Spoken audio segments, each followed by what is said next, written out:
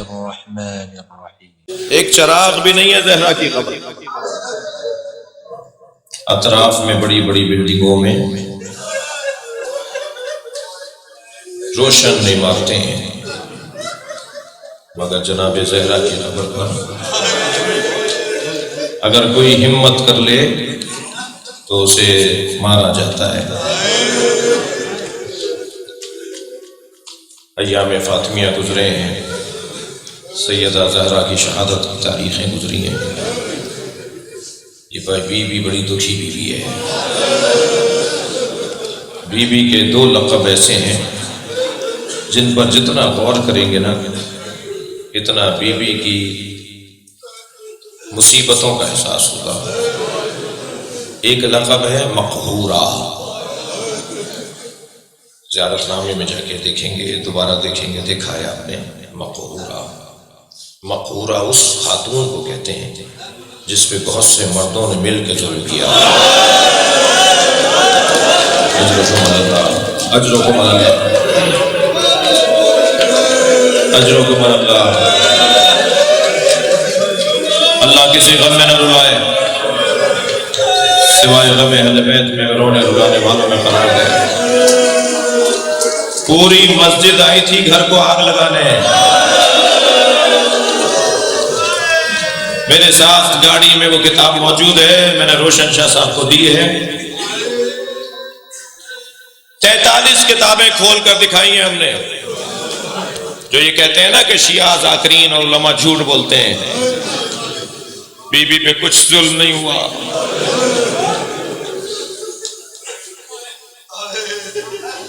الفاروق میں علامہ شبلی نعمانی لکھتے ہیں کہ دروازے پہ جا کر جب سردار نے کہا علی کو باہر نکالو ورنہ میں گھر کو آگ لگا دوں گا،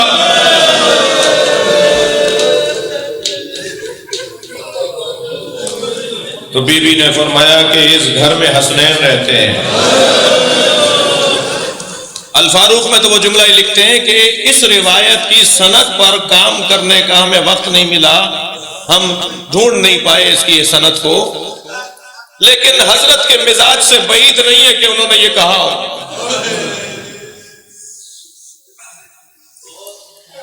علامہ الجوینی نے تو اہل سنت تعلیم دین 5 سال کی زہرا نبی کے سامنے سے گزری، نبی بی بی کو جاتے دیکھتے آنکھوں میں آنسو آ رہے ہیں۔ ایک بی بی نے کہا یا رسول اللہ آپ زہرا کو دیکھ کے رو رہے ہیں؟ فرمایا ہی نما ذکرت، جب میں فاطمہ پر غور کرتا ہوں تو مجھے یاد آتا ہے ما وقع علیہا بعدی، میرے بعد اس پر کیا گزرے گی۔ قد دخل ذل بیتہا، ایک بہت بڑی مصیبت اس کے گھر میں داخل ہوگی۔ انتہکت حرمتہا، جو اس کی حرمت کو پامال کرے۔ مجلس میں سادات بیٹھے ہیں، مومنین بیٹھے ہیں، خاندانی لوگ بیٹھے ہیں، آپ کے گھر میں کوئی اجنبی داخل ہو سکتا ہے؟ اگر آپ سفر پر ہوں اور آپ کے گھر میں کوئی اجنبی داخل ہو جائے اور آپ کو معلوم ہو کہ ایسا ہو گیا تھا، آپ کی راتوں کی نیندیں اڑ جاتی ہیں۔ سلام ہو غیرت مند علی پر،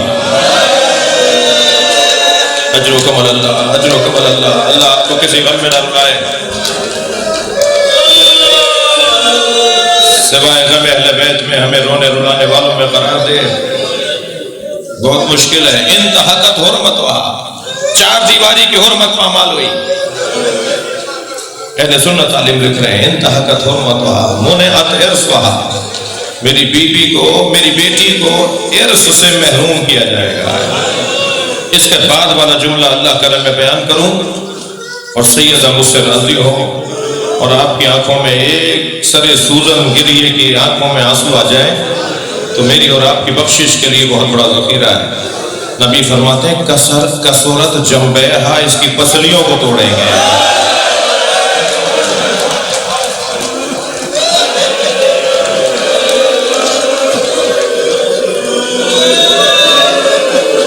اجرکم اللہ، اجرکم اللہ۔ جنہیں رونا آ رہا ہے اپنی آوازوں کو آزاد کریں گے. جب آپ بلند آواز سے ہوتے ہیں آئمہ دعا دیتے ہیں تکلف کر کے نہیں رویا کریں. اس کے بعد کا جملہ اس سے زیادہ سخت ہے. اس کے بعد کا جملہ اس سے زیادہ سخت ہے. پھر سنیے، برداشت کیجئے. اور ان آنکھوں کے ذریعے، ان آنسوؤں کے ذریعے سیدہ کو پرسا، بلکہ سیدہ کے شوہر علی کو پرسا، چھوٹے چھوٹے بچوں کو پرسا. نبی فرماتے ہیں اس قطت جنینوہا، اس کا بچہ اس کے شکم میں مارا جائے گا.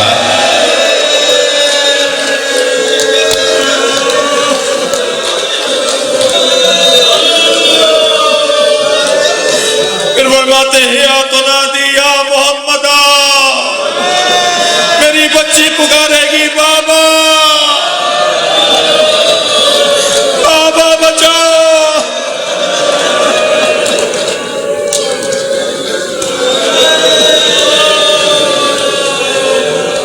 تستغیث ولا تغاث، میری بچی مدد کو پکارے گی مگر کوئی مدد نہیں کرے گا.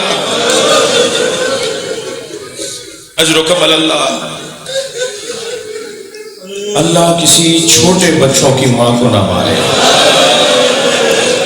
جب چھوٹے بچوں کی ماں دنیا سے جا رہی ہوتی ہے، کبھی فلاں عزیزہ کو بلا کے کہتی ہے میری بیٹی کا خیال رکھنا، کبھی فلاں عزیز کو بلا کے کہتی ہے میرے بیٹے کا خیال رکھنا. اور سب سے زیادہ آخری وقت کے اندر اپنے شوہر کی بہت زیادہ منت سماجتیں کرتی ہے. میرے بعد شادی ضرور کرو گے مگر میرے بچوں کا خیال رکھنا. تتزوج بعدی یا علی یا ماما لأن لا بد للرجال النساء. یا علی میرے بعد شادی ضرور کرنا، اس لیے کہ ہر مرد کو ایک عورت کی ضرورت ہے. یہ جناب زہرا کا جملہ. یا علی میرے بعد شادی ضرور کرنا، اس لیے کہ ہر مرد کو ایک عورت کی ضرورت ہے. مگر خیال رہے میری زینب چھوٹی بہت ہے، جو میری بچی سے پیار کرے. ایسی زوجہ لانا. میرا حسن و حسین کمسن ہے، ان کا خیال رکھنا. ایام جناب ام البنین کی رحلت کے بھی ہیں. جب جناب ام البنین کو گھر لائے نا تو پہلے ہی دنوں میں جناب ام البنین نے فرمایا مولا میرا نام تبدیل کر دیجئے، مجھے فاطمہ نہ پکاریے گا. جب میرا نام کوئی پکارتا ہے زینب کی آنکھوں میں آنسو آیا. بچی کو ماں یاد آتی ہے.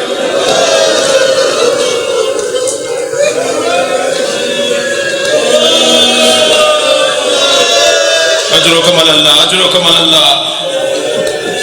مجلس میں جب گریہ بلند ہو رہا ہو نا تو وہ دعا کی قبولیت کا وقت بھی ہوتا ہے. اپنی حاجتوں کو بھی ذہن میں رکھیے گا.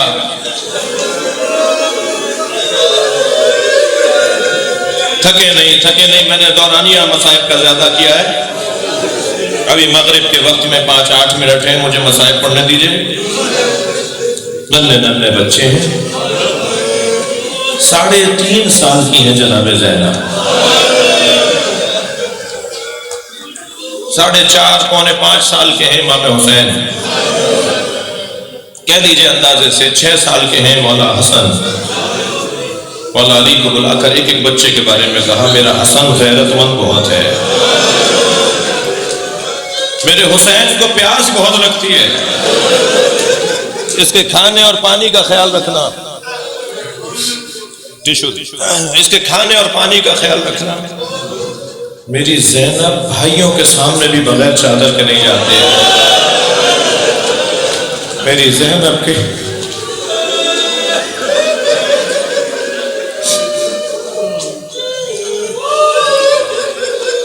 اللہ کا کام بھی عزاداروں اللہ کا ہے.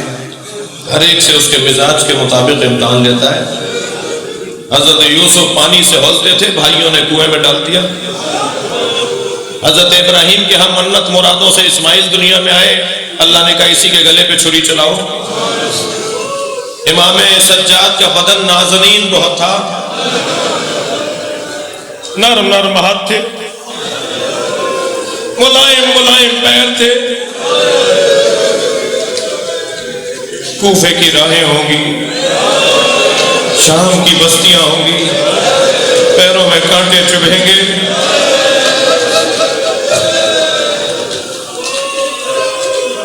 مولا علی غیرت مند بہت تھے. بازار میں ایک یہودی عورت کو پٹتے دیکھا تھا. علی نے 3 دن کھانا نہیں کھایا. جب علی کے سامنے کھانا آتا تھا کہتے تھے میں نے ایک عورت کو پٹتے ہوئے دیکھا. اب بھی کچھ کہنے کی ضرورت ہے. جو ایک اجنبی عورت کو علی پٹتے ہوئے دیکھے تو کھانا نہ کھائے.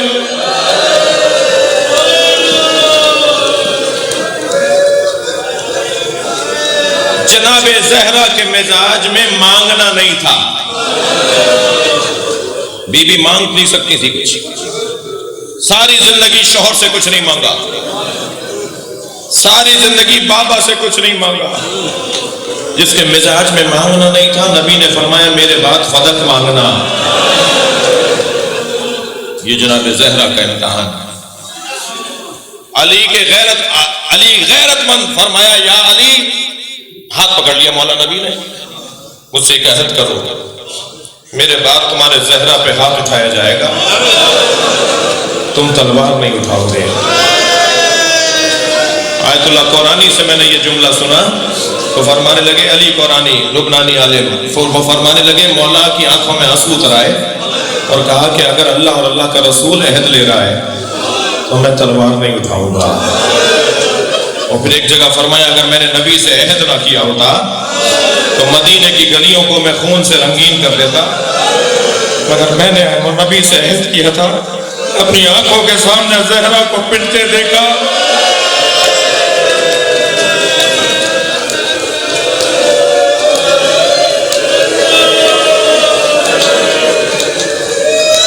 میرے مولا علی سے وصیت فرمائی میرے زینب کا یہ مزاج ہے، میرے حسن کی یہ عادتیں ہیں، جیسے ایک ماں جانتی ہے بچوں کے بارے میں.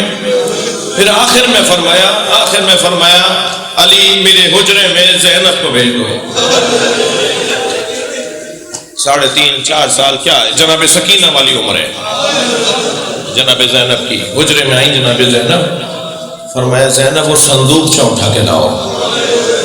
جناب زینب صندوق اٹھا کے لائی. بیٹا اس میں کیا ہے؟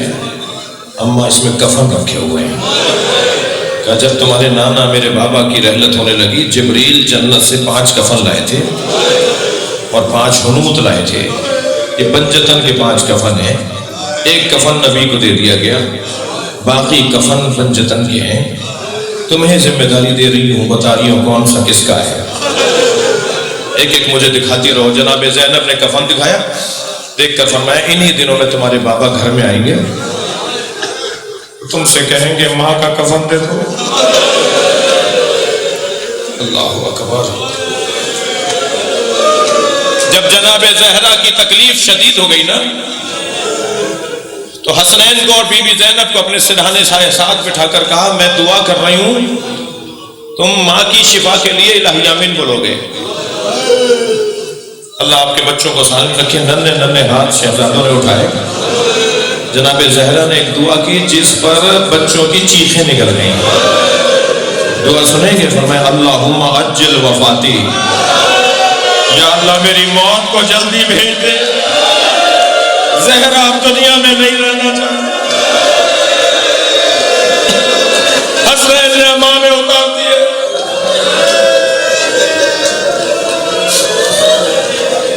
فرمایا یہ میرا کفن ہے، تمہارے بابا مانگیں تو یہ کفن بابا کو دے دینا.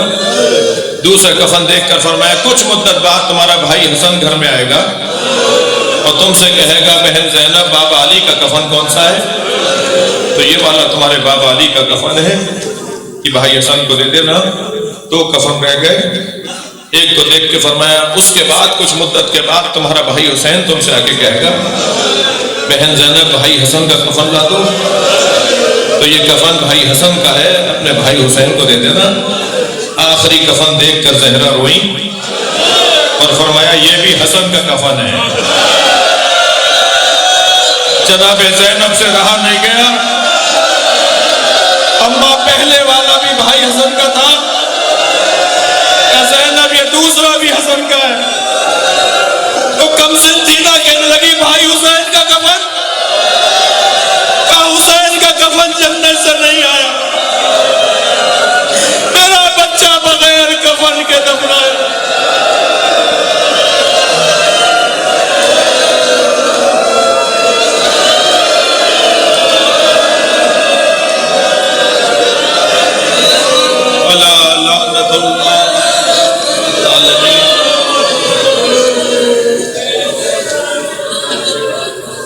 فَسَيَعْلَمُ الَّذِينَ ظَلَمُوا أَيُّ مُنقَلَبٍ